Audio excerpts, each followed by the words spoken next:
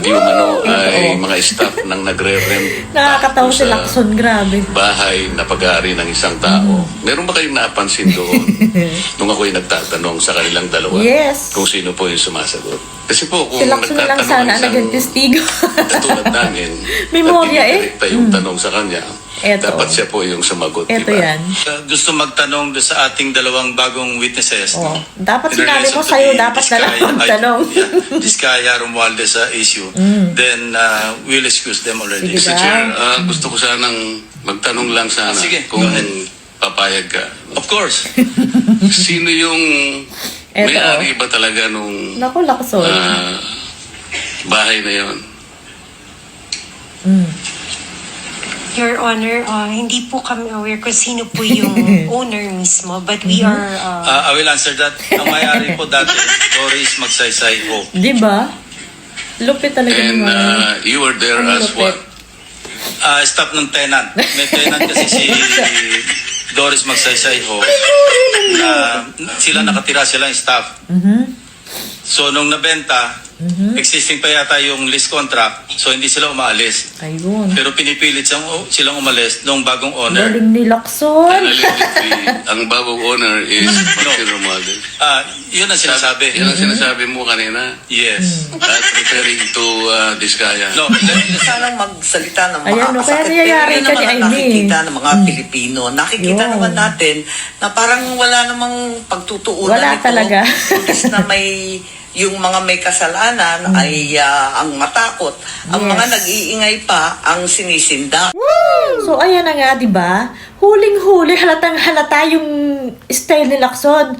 Samantalang kay Gutesa, walang ginawang ganyan si Kong Marcoleta. Si Gutesa, walang taklob ang muka, may pangalan, may affidavit. Alam niya lahat kahit paikot-ikutin siya ng tanong. Samantalang itong kay Lacson, dalawang babae, na walang pangalan, may taklob pa ang mukha, hinayaan lang niya, pinapatanggal ni yung asawa ni Charlie Vizcaya yung mask para daw makita niya kasi nga siya ang tinuturo na nakita daw na ganyan, may eksenang ganon. Wala daw, hindi daw dapat tanggalin, sabi ni ni Lacson. Talagang pinagtatanggol niya. Napaka one-sided talaga ni Lacson. Tapos ayan nga, kitang-kita natin siya yung sumasagot. 'Di ba?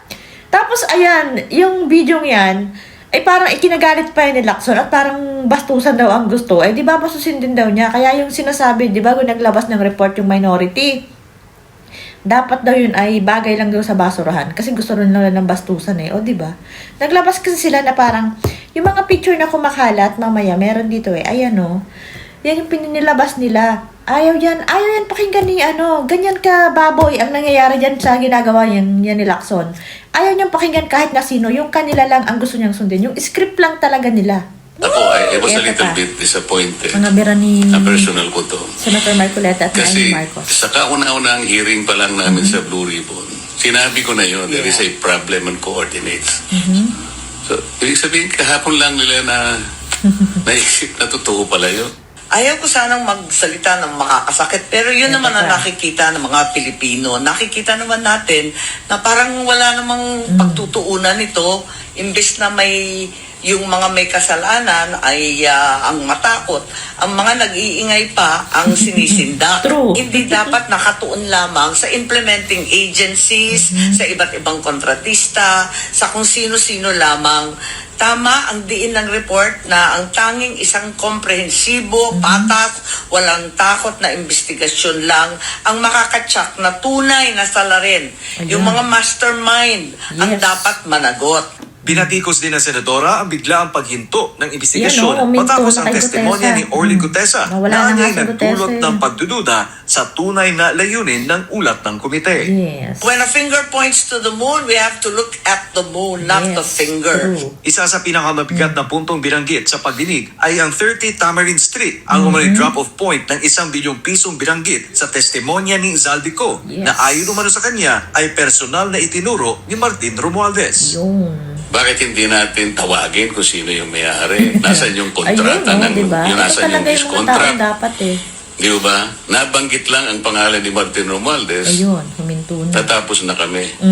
Batay sa Minority Report, maraming testimonya ang nagtuturo sa isang direksyon Yes, kay yan Martin yung report Romualdez. Kabilang na ang pahayag ni Ayan, Zaldico, yung sinasabi ko Vizcaya kanina, at iba pang Na testigo. report ng minority. For example, Gutesa, tinuri si Saldico and Ito yun. Martin Romualdez.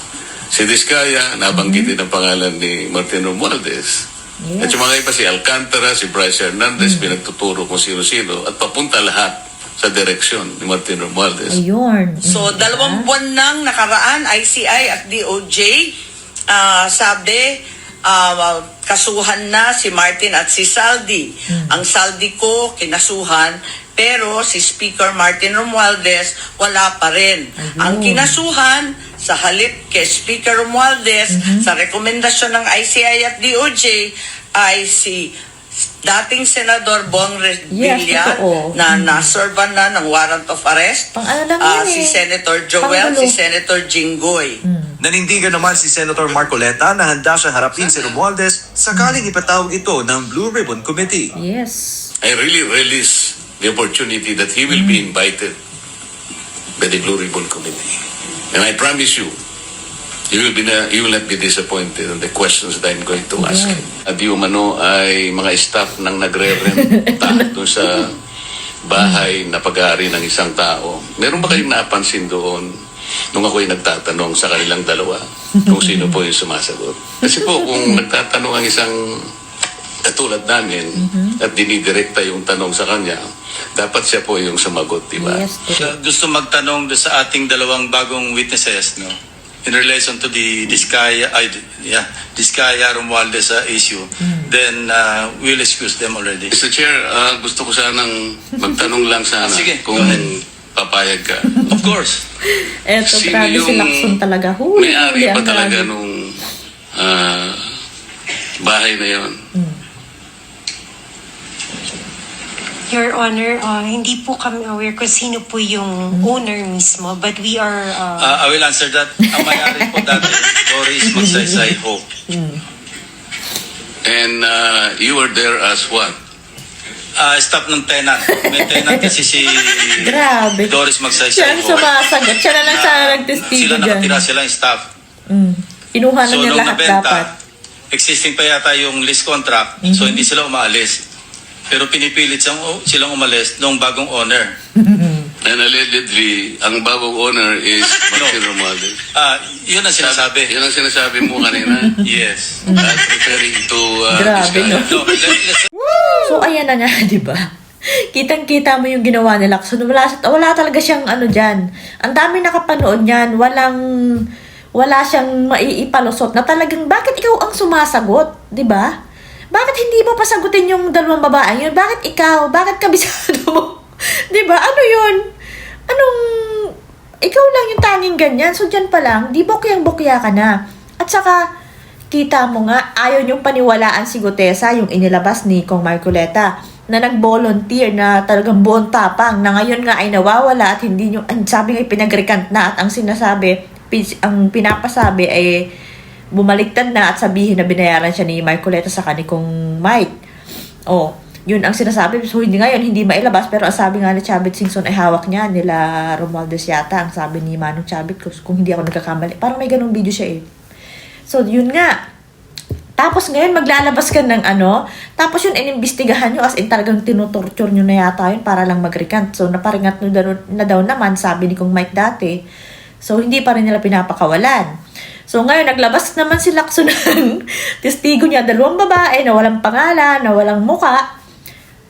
Kailangan paniwalaan na. Grabe naman, dapat yan, ganon din ang gawin sa ginawa kay Gutesa. O, imbestigahan nyo rin kung totoo yung sinasabi niyan. Kung kitang-kita mo talaga na one-sided, napaka-bias talaga nitong Lacson na to. Ang tagal nating naniwalang maayos na tao to eh. Kita mo naman ngayon, saka yan si Soto, yung dalawa. Tulong sila dun sa script eh, sabi nga. Kasi nga nasira yung script nila dati, kaya natagalan niya din, bumalik na naman. Nasira kasi dun kay Gutesa nga at saka dun paglabas ni Saldico. Kita mo yan. Ginipit. Kung pag hindi sang ayon sa kanila, hindi pwede yan. Hindi pwede paniwalaan yan, imbestigahan yan. Pero pag nakaside sa kanila, yan na yun, paniwalaan niya na, walang tanong-tanong. O, diba? Lacson, kitang-kita yan ng taong bayan. Ang dami ang nagalit sa'yo eh. Kung nakikita mo lang, ang tawag pa nga sa'yo, minumura ka tapos tinatawag kang bading. Eh kung ayaw mong mabastos ng ganun, ayusin mo para hindi nakikita ng mga tao. Naka-live yung hearing mo, hindi mo may itago yung mga pinagagawa mo, sa totoo lang. At halatang halata, kahit pa magmatigas ka na ganito ka na ganyan, wala, totoo yung sinasabi ni Senator Amy at ni Senator Marcoleta. Hindi dapat ganyan. Walang sustansya yung ginagawa mo sa Blue Ribbon, sa totoo lang. Bilang nanunood at nakakaunawa naman doon sa nanunood ng mga hearing, ay wala talaga yung ginagawa mo. Script nyo na lang talaga yan. Sa bagay, sabi nga wala nang dapat asahan dyan. Kasi nga, iba naman ang tinutumbok nyo eh. Ang sabi nga ni Kung Mike, hindi natin maintindihan kung magbabago na ng script kasi ang dating gusto nyo palabasin na mastermind ay si Saldico. Ngayon na nagsalta si Saldico, baka ang isunod nyo naman ay katulad niyan, papunta na kay Martin Romualdez kasi yung sa bahay nga. So, papunta na kay Martin Romualdez. Baka si Martin Romualdez naman ang baka may kasunduan na naman kayo. Pero, scripted na yan. Hindi makakarating kay Bongbong Marcos. Pero sa lahat ng anggulo, talaga, papunta talaga kay Bongbong Marcos, talagang pinipilit nyo lang pigilan. Ay, hindi naman yung katotohanan eh. Nagdudumilat ang katotohanan. Kayo lang ang lulubog sa kumunoy kung ano man yung nyong yan. Ginagawa nyo yan sa buhay nyo. Sirang-sira kayo sa mga tao. O, diba? Kaya, naku, Lacson, talagang kung makikita mo yung mga comment sa'yo, yung mga video na ginagawa na kahit ng mga ordinaryong netizens, kahit hindi mga vlogger, bad trip sa'yo kasi gawa nga dyan. So, itanggi mo yan. Talaga namang ginawa mo yan eh. Ikaw lang ang gumawa ng ganyan sa totoong buhay. Sa dami ng napanood namin hearing, ikaw pa lang yung gumagawa ng ganyan. So, tapos ngayon, magkagalit ka kay Amy, saka kay Senator Marcoleta. Halatang-halata yung ginawa mo eh. Oh,